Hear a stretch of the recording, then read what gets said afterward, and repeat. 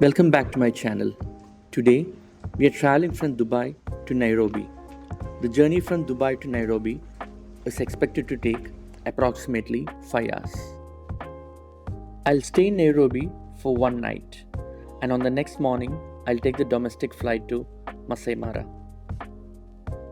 This is part 1 of a video series in which I'll provide a detailed overview of the Masai Mara.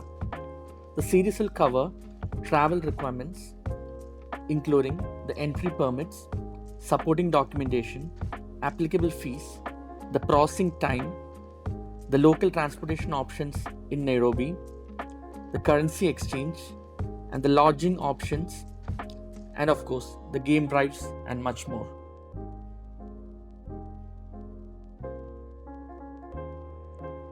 Shortly after the takeoff, the cabin crew distributed the passenger declaration form.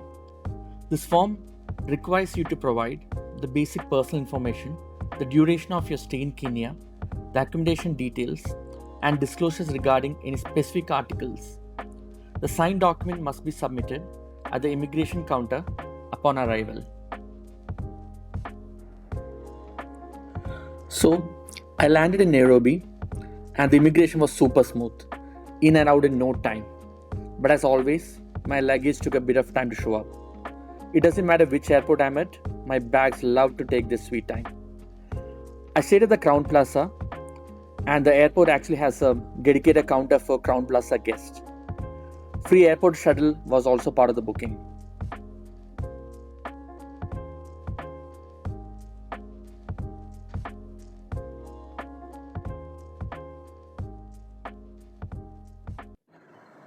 Good morning from Nairobi.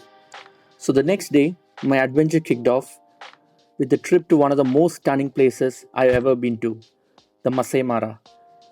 And let me tell you something, this is one place I could visit over and over again and never get tired of it.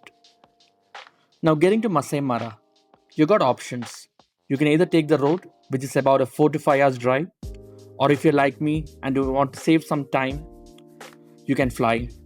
I took a flight and I was at Masai Mara in under 30 minutes. But here's the thing, there are several airstrips around Masai Mara, so your flight time can vary. I was told that the longest it might take us around 1 hour 15 minutes, depending on where you land.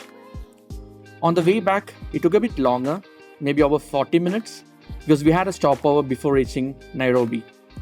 All these flights take off from Wilson Airport, which is a small airport at Nairobi that handles mostly the chartered and small planes. To be very honest, I was a bit nervous, but once we were up in there, wow, the views were absolutely insane.